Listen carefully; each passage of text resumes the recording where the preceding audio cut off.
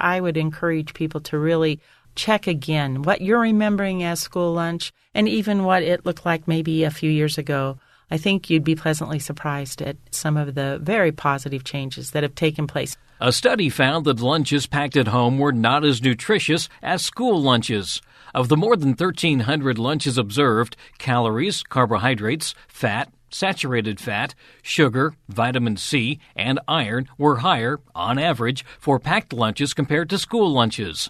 A K-State Research and Extension nutrition specialist says that school lunches have changed a lot, including the surroundings where they're served. Sandy Procter says the addition of salad bars and fresh food bars are providing children with more options.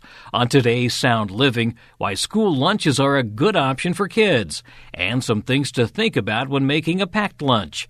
Sound Living is a weekly public affairs program produced by Research and Extension at Kansas State University.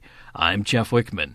Procter says that the study showed that school lunches are generally more nutritious than packed lunches from home. Over time, those packed lunches just veer more toward some of the snackier or trendier or easily packed foods that oftentimes are not as nutritious as those really focused, healthful meals in the schools. Some of those prepackaged things tend to be higher in sodium, higher in calories, and that's one of the things that we're trying to stay away from. Absolutely, and a lot of them have been processed to the point that they will have a longer shelf life, and some of those processes then make them less healthy, especially when you look at a child's diet, and we try to give them as healthy a mix as possible. And I'm not here to say that occasional snacks or foods from all food groups are not going to fit.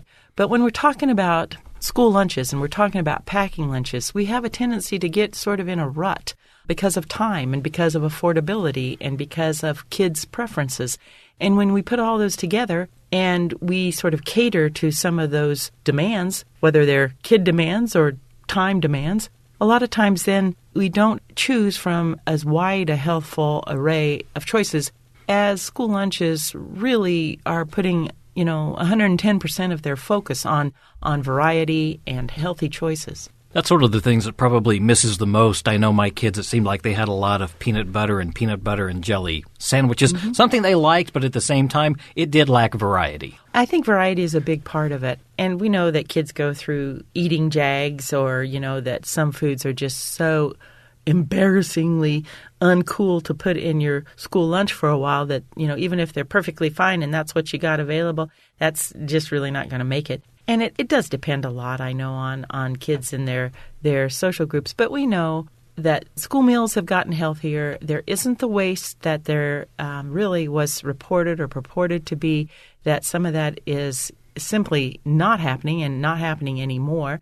There are a lot more things that are happening, like with salad bars and fresh bars for food and the ability to make choices within those school lunch lines that really give kids some options, and they build in some variety and really take away some of that pressure that I know I would have if I were trying to pack as healthy a lunch. And they can also get the hot lunch because it's very hard to make a hot packed lunch. Well, it is, and it takes more parts and pieces and those thermal containers and things that we can do, and certainly sometimes that's just going to work out really well. Maybe, you've got leftovers or you've got foods that are going to work really well. But yeah, the hot foods at schools are seasonal and they work hard to cater to kids' likes within a healthy guideline. So just because you read on the menu that today is pizza doesn't mean that it's not a lot lower fat cheese and maybe a whole grain crust or some of those things that have really been done to make school pizza a whole different, healthier, and still, kid-approved menu item. And we were talking about calories earlier with the packed lunch, and there are some parameters, I think, still in place for the school lunch, so you know that they're going to be kind of within a certain range in terms of calories. And that's one of the things that came in the changes a few years ago, is that they're now more able to be careful with portion sizes so that they're more fitting for age and grade appropriate.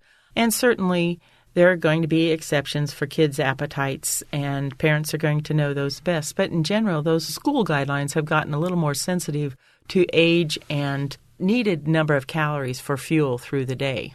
I think another thing that people overlook is the fact that they know the price of the school lunch. You don't always know the price of that packed lunch because it does vary from time to time. So maybe from a budgeting standpoint, if you're not as part of the free or reduced lunch program, you at least know what the cost of eating at school is going to be.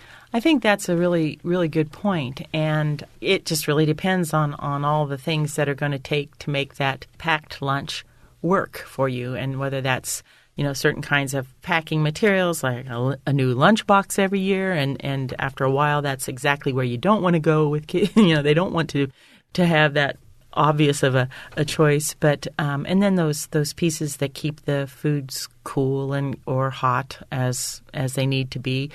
And the time, you got to consider the time to really make sure that those bags or those boxes are clean and the parts and pieces are clean and the meals and the items are in place, ready to go, and the time to pack those lunches the night before, or if you're a rare family and you have time in the morning of. But all of those things need to be calculated into the cost as well. And you would encourage people to check out the guidelines to make sure that they either do or do not qualify for the lunches? Absolutely. Yes, I think that's a big part of what your school can actually do for you. And it's really something that the school and a lot of the school food service professionals, as well as the people working behind the scenes and clear up the line in the Department of Education, it's really an important part of how we can help kids succeed in schools. And it's not just free and reduced lunches, but also the availability of breakfast, which a lot of people don't take advantage of, but is really shown to make a difference in a child's scholastic ability. Really hard to concentrate when your stomach is growling and all you're thinking about is getting some food. Absolutely. There's quite a bit of research on this to show that when a classroom is well fed, they're more able to stay on task. There's less incidences as the children get older of acting up or sort of delinquency issues that happen as with older children. That really making sure that classes and that kids are well fed is a big part of school success. And I think that they've taken some steps to make sure that all students are treated equally. Oh, and you see that a lot of that in the news right now. They're talking about trying to figure out ways to not have lunch shaming. Lunch shaming basically has come to the idea that policies have been set in place that have embarrassed children when, for whatever reason, their school lunch account is not paid.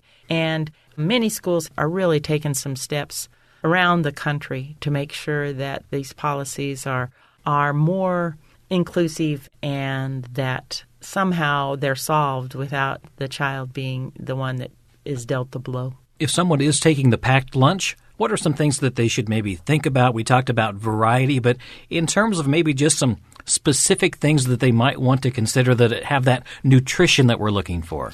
Well, I think I would think about my plate in a lunchbox and try to focus on, making half of that meal, lots of variety in fruits and vegetables, how that can be served up, and depending on the time of year and what that looks like. But it doesn't have to always be a little cup of raspberry applesauce, say.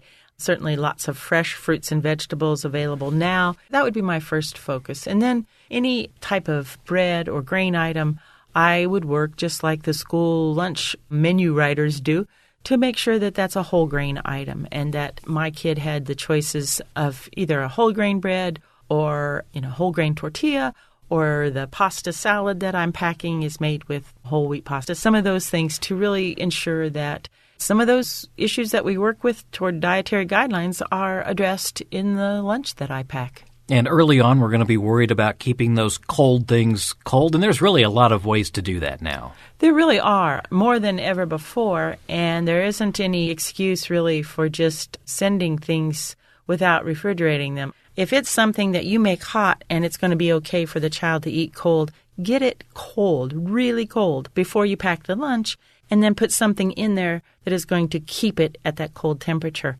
There are very few foods that are perfectly okay at whatever temperature comes along. And I think you mentioned one of them earlier. Probably the peanut butter sandwich is probably the most durable, can take it sort of lunch item. But for the most part, even a peanut butter sandwich is more appetizing if it's got a little bit of, maybe temperature regulation throughout. And hopefully the things that are served along with the peanut butter sandwich, like maybe some fresh fruits and vegetables or something, will also benefit from having a little bit of an ice pack. There's ones I know that we use at home that are just about the size of a slice of bread. And so they easily pack in the smallest container and keep that sandwich really cold because it's just like a frozen piece of bread. And we keep them in the freezer and slide them in alongside a sandwich. And they really are nice for keeping things cold. What about after school when we're looking for a snack? I know we've always talked in the past about if we have things ready for them to just grab out of the refrigerator or out of the cupboard, that seems to work best. I would still advocate for that. Let kids know there's some option for snacks because they eat a healthy lunch and then they're going to get hungry in just a few hours. And snacks are an important part of managing appetites and can be really a good part of the whole nutrition of the day if they're done right. So I would say a snack basket or an area in the refrigerator so they're ready to go. And they're just as easy to eat as, say, maybe chips and maybe more available than chips. So the healthy choice is the easy choice. And maybe just one word of caution when it comes to the juice box. If you have the option of maybe giving them an apple or an apple drink, go with the apple. Absolutely. We talk about this a lot in nutrition circles, but the more processed a product is, probably the less total nutrition it provides. And so if you think about this apple on a continuum, and you've got apple, and then you've got maybe apple sauce, and then you have apple juice, well, it loses the fiber as it goes down and some of the other important things that you get just from eating a fresh apple. And so, yes, there's even been new guidance from the American Academy of Pediatrics for very young children to delay the offering of juice. We're really moving away from juice as a sort of an ongoing, continuous part of a kid's diet, partly because there has been just an excess. We know that people have thought, well, if it's good for them, then I'm going to give them more. I want my kid to be healthy, so I give them more juice. And too much juice, just like too much of anything, can be just the opposite of healthy. It can cause dental caries. So there's been lots of reasons why those recommendations have been sort of aimed back. And we know that probably what anybody needs when they are thirsty is water. We know that when we drink calories, we have a tendency to not feel as full as if we eat that same number of calories. And so there's lots of things tied together, whether it's worried about extra calories and obesity or extra sugar or simply the added cost of putting something in a lunch, a juice box or those after-school boxes. And there's really are healthier choices now for kids. So maybe that apple choice and a glass of water to rehydrate, and then they're off again. And we always want to make sure that they're actually eating lunch, whether it's the school lunch or the packaged lunch, because sometimes kids tend to not always eat lunch. And I think those are some dynamics probably that every parent wonders about, and probably I'm not sure that we ever really know. But yes, hopefully they're not trading it, or hopefully it's not, totally embarrassing to eat lunch this week, or whatever those concerns might be. But having those conversations with your child and having them help advise you if you're packing lunches, talk with them about how you can sort of hit a happy medium between an acceptable lunch, whatever that means, and a healthy lunch. And start early with the conversations about school lunch. I would encourage people to really check again what you're remembering as school lunch and even what it looked like maybe a few years ago. I think you'd be pleasantly surprised at some of the very positive changes that have taken place, not only in the food that's served, but in the surroundings in the lunchroom. There's been a lot of work done to make it a very pleasant, healthful change. That's K-State Research and Extension Nutrition Specialist Sandy Procter. More information on health and nutrition is available at county and district extension offices. The most recent USDA income eligibility guidelines for free and reduced price meals or free milk are available on the USDA Food and Nutrition Service website, fns.usda.gov. Sound Living is a weekly public affairs program produced by Research and Extension at Kansas State University. I'm Jeff Wichman, and this is the K-State Radio Network.